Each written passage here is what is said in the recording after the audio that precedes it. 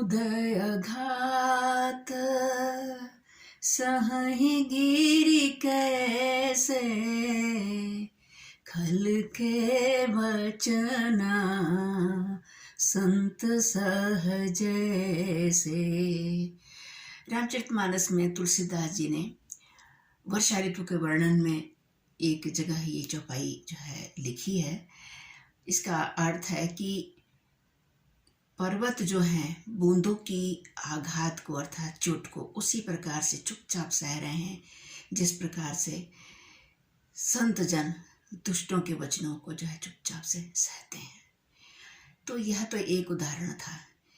इसी तरह से पूरे रामचरितमानस में जो भी उपदेश परक जो वाक्य हैं उनका सूक्ति परक, उपदेश परक, नीति परक जितने भी वाक्य हैं 7 कांडों में उनका संकलन करके, अनुवाद तो रामचरितमानस से ही लिया है लेकिन उसमें मैंने अपनी व्याख्या जोड़ी है अपने ज्ञान के आधार पर। उसमें उसकी जो है थोड़ी विशद व्याख्या की है और इन सब का जो रिजल्ट है, परिणाम है, वो एक इस मेरी पुस्तक के रूप में है। उधर तो शीशे से जो है उल्टा ही दिखता है। नाम है इसका, आपको दिख रहा है उधर से, इसका नाम है तुलसी की लोकनीति। तुलसी की लोकनीति। इसमें भी 7 कांड हैं रामचरितमानस के समान ही, और प्रत्येक कांड के जितने भी सूक्ति परक, उपदेश परक और सुंदर सुंदर जो चौपाइयाँ हैं, है ना, उन सब का, जैसे कि यहाँ इसकी मैंने प्रारंभ किया है। आपको एक पहली चौपाई जो है बालकांड का दिखाती हूँ। देखिए, पहली चौपाई है, मैं पढ़ के भी सुनाती हूँ, इसे स्पष्ट नहीं दिखेगा कि बिनु सत्संग विवेक न होई, राम कृपा बिनु सुलभ न सोई। बिना जो है सत्संग के विवेक नहीं हो सकता, और वह सत्संग जो है राम के कृपा के बिना सुलभ नहीं हो सकता। और आगे जो है दूसरा है, बायस पलिहै अति अनुरागा, होहि निरामिष कबहु की कागा। कि आप कौवे को कितने भी प्रेम से पाल लीजिए लेकिन जो है ना वह कभी निरामिष अर्थात शाकाहारी नहीं हो सकता। अर्थात मनुष्य का स्वभाव ही सबसे सर्वोपरि है। आप उसका कैसा भी उसका जो है परिवेश हो, लेकिन उसका जो वंशानुक्रम है, जो उसकी जो स्वभाव है ना, वही जो है प्रमुख होता है। वो अपने स्वभाव को कभी नहीं छोड़ सकता। जैसे इसी प्रकार से मैं कह सकती हूँ कि बिच्छू है ना, बिच्छू को आप कितने भी प्यार से उसको अपने हथेली पर उसको संभाल के रखिए, उसको बहुत प्यार करिए, पर वो डंक जरूर मारेगा, वो छोड़ नहीं सकता, क्योंकि यह उसका स्वभाव है। तो मनुष्य जो अपने स्वभाव के विपरीत कोई कार्य नहीं करता। तो यही ये जो इस पुस्तक में ऐसे ही मतलब रामचरितमानस के जितने भी मोती कहने चाहिए, उन मोतियों की ये एक माला जो है, पूरी एक माला है, जिसका एक एक मोती जो है बहुत ही कीमती है। ये तुलसीदास जी के ही चौपाइयों को मतलब मैंने उनके जो है प्रमुख चौपाइयों को मैंने एक उजागर किया है। मेरा इसमें सिर्फ ये योगदान है कि मैंने उसकी व्याख्या की है और जो ढूंढा है, मतलब एक तरह का रिसर्च भी है पूरे रामचरितमानस में से एक चौपाई को ढूंढना। मतलब थोड़ा समय तो लगा है इसमें। तो एक ये है, और मैं एक और पुस्तक आपको मैं दिखाती हूँ। ये एक मेरा उपन्यास है, इसका नाम है एक और उर्मिला, है ना। यह एक नायिका प्रधान उपन्यास है।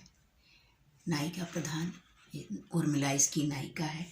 मैं इसका जो है शुरू में जो मैं इसके बुक में जो यहाँ पे जो प्रमुख जो बात लिखी है वो मैं आपको थोड़ा सा पढ़ के सुनाती हूँ कि इससे आपको समझ में आ जाएगा इसमें होगा क्या। समाज में कुछ लोग अपनी लोकैषणा एवं महत्वाकांक्षाओं के चलते समाज और देश सेवा के नाम पर अपनी निहायत जरूरी जिम्मेदारियों और मानवीय संवेदनाओं की ओर से मुंह मोड़ लेते हैं।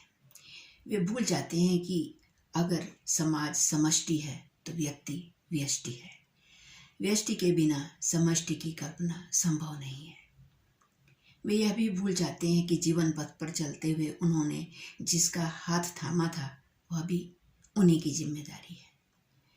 समाज और राष्ट्र से अलग नहीं है वह व्यक्ति, फिर उसको उपेक्षित कैसे किया जा सकता है।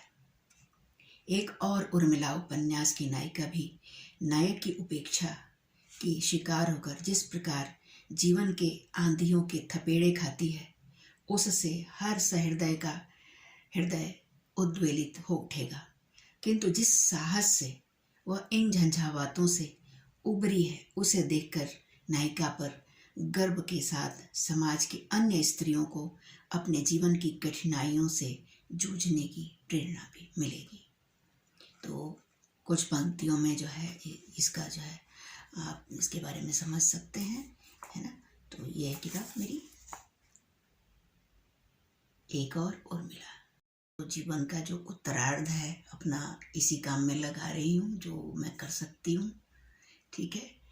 जो मेरी उम्र के और लोग हैं, मैं उनको भी यही कहना चाहूँगी कि जो भी उनमें हुनर है उसको वो समाज के सामने लाएं, अपने समय को जो है अच्छी तरह से बिताएं, न कि अकेलापन महसूस करके और अपने समय को उदासीनता में बिताएं।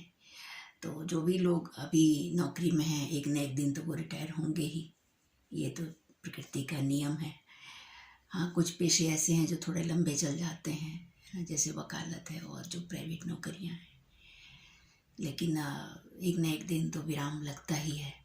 तो उस समय भी जीवन, अगर कहते हैं कि कहते हैं ना, कुर्बन्ने वेह कर्माणि जिजीविषेत शतम समा, कार्य को करते हुए ही, कर्म को करते हुए ही 100 वर्ष तक जीने की इच्छा रखनी चाहिए, क्योंकि निष्क्रिय जीवन तो वैसे ही बोझ हो जाता है। तो जो लोग मेरे इस वीडियो को देख रहे हैं, है ना, वो जरूर कुछ ना कुछ सोचेंगे, तो फिर मेरा ये कहना सार्थक हो जाएगा। जरूर जो है अपने आपके अंदर जो भी हुनर है उसको जो है लाइए, खाली मत बैठिए, व्यस्त रहिए, स्वस्थ रहिए और मस्त रहिए।